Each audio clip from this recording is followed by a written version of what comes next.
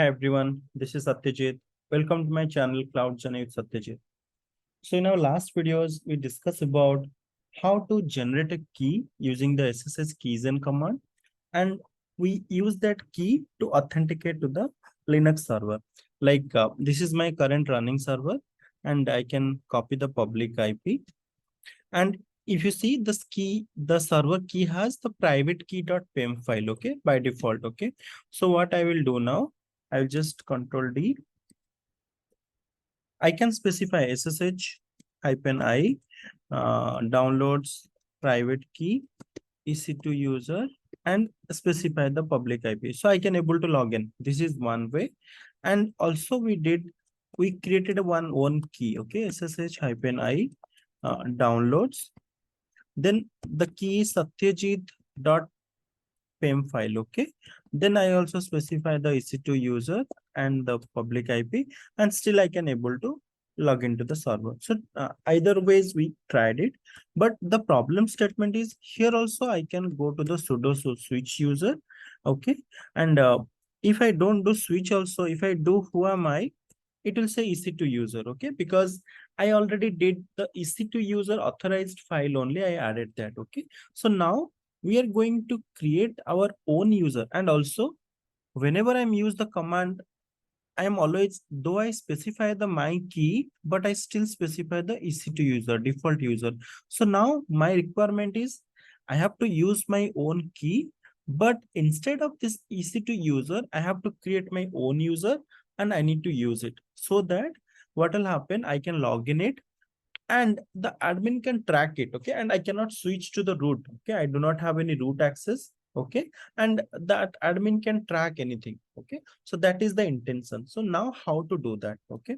So do that, let me go to the switch root user. So root user, from dollar means dollar stands for normal user, okay. And how to verify, there is a command called who am I, okay. If you type who am I, say EC2 user dollar prompt, okay. Now I need to go to the root user. So there is a command sudo su, okay, switch user, okay.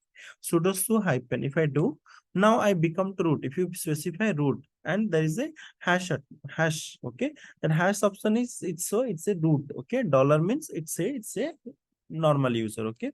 And I have to who am I, it will say root, okay. Now the first step is I need to create a user, because and how to verify, there is a command cat/etc/passwd, okay. Here you will verify all the user, okay. So there is a EC2 user is the default user, already this user present, okay. By default, this is the default user of the Amazon Linux machine, so this user is already present. Now we need to create our own user, okay. So there is a command in Linux called user add, okay. User add is to create a user add. Let's say I'm use Satyajit, okay. So user add Satyajit. So now if we run that same command cat etc passwd, so Satyajit user already created, okay, because now only created. So now I created the user, but I need to set the password. So password means there is a command passwd, then username. So username is passwd, then it will ask for the setting of a new password. So I given some password, then again it is asking bad password means I just simply given some bad password, but you should use some random character password. So now it is done, password is done.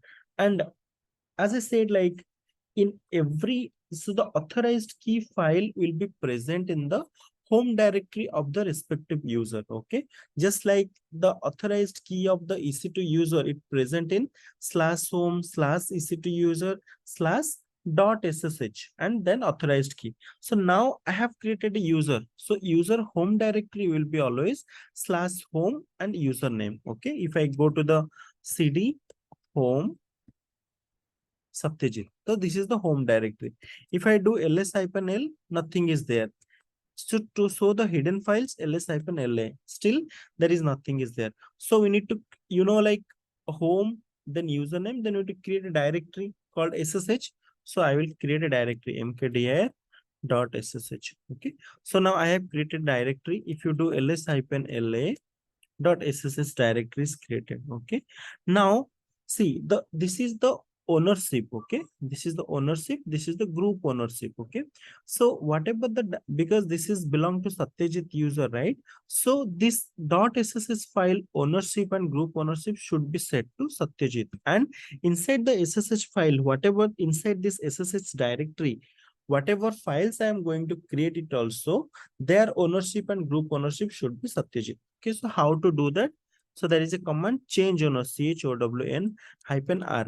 Why I'm doing recursively. It means inside the .ssh, whatever the files I'm going to create, it will take the Satyajit as a owner and Satyajit as a group. Okay, so I'll specify Satyajit colon Satyajit. One is for ownership, one is for group ownership .ssh. Okay, that's it. So now if I do ls-la, now see the directory. Earlier it was root, now it changed. Now I need to go inside the SSH directory and I need to create a file. Okay, I'm just creating empty file, touch authorized underscore keys. So I created one file, touch authorized keys. Okay, and if I see ls-l, okay, still it is not there because the file is not present, right? But still I need to make the ownership change. Okay, chown Satyajit authorized key. Okay, now authorized key is there, but there is no content is present here. Okay, so now what we need to do, I already generated. Okay, so what I will do, I'll just exit from session here, and if you remember, I already created the key command. Okay, one is satyajit.pem and another one is satyajit.pub. Satyajit.pem is the private key and satyajit.pub is the public key. So I will specify this public key, satyajit.pub, and I will copy this public key. Okay, so I will copy this public key and I will paste it. Let me log into the server and I will log in to the server and I will copy paste in the new authorized file which I created, home satyajit.ssh. Okay, and here the authorized file is there, right? Authorized key. Here I will paste it, this key. Okay, that's it. I'm good now. Okay, it means I have the pem file satyajit.pem I have, and the public key I created a user Satyajit, and inside that Satyajit, so EC2 user by default .sss directory is there because this is the default user. But Satyajit, whatever the user I have created, that is not the default user. It's a custom user I have created. Okay, for that reason, I have to create the .ssh directory, and inside the .sss directory, I need to create a file, authorized key file, and whatever the key I have generated. Okay, just like satyajit.pem and satyajit.pub. Okay, so pem is the private key that I will keep it with me, and the public key I need to be copied to the authorized file. So now I already copied. Okay, if I do that cat authorized keys, already keys is there. Now we are good. Let me exit from there. Now how to log in it? I will do ssh-i downloads satyajit.pem specified. Earlier, how I used to do? Earlier, I used to do EC2-user. Okay. Now I don't have to EC2 user. I have to use Satyajit @ and the public IP of the server. So what is the public IP? So this is the public IP. And I need to specify this IP. Okay. That's it. Once I do enter, see now I'm able to log in. Okay. This time I specify my own key and my specify own user ID, and I'm able to log in. Okay, $prompt. If I do who am I, it will say Satyajit. It will not say EC2 user. It will not say root. If I do sudo su now, I cannot, because this user doesn't have sudo rights. Okay, you may ask questions, then this user cannot do anything. No, it has some specific permissions, and if in future it requires sudo access, we can provide it. There is different options are there, but now he cannot do anything.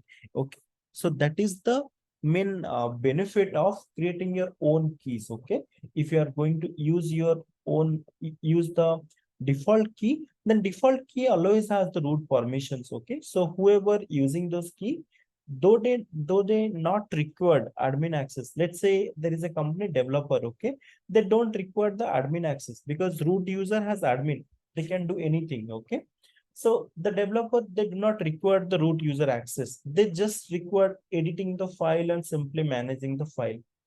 If we don't create separate key for them and give the PEM file, then that is a problem. Okay, that is a security breach. So for that reason, if we are going to use key-based authentications, so like this way, always create the respective key for that person, and so that the person can log into the server using their own key and own username. Okay, so and that is very, very secure. And here they cannot directly delete something. Okay, so they cannot do delete anything. They can only read it and they can modify the file which is assigned to them. Okay, so practice it. So now we understood the how we create our own user and how create our own key and add it to that user, so that we will log into the server using that particular username and the public IP and their, sorry, public server IP, yes, and the private key file. Okay, we don't have to rely on the default user or default key. Okay, so yeah, that's it about these videos. Please practice it. And if you have any questions, let me know. I will help you out. Thank you for watching my video.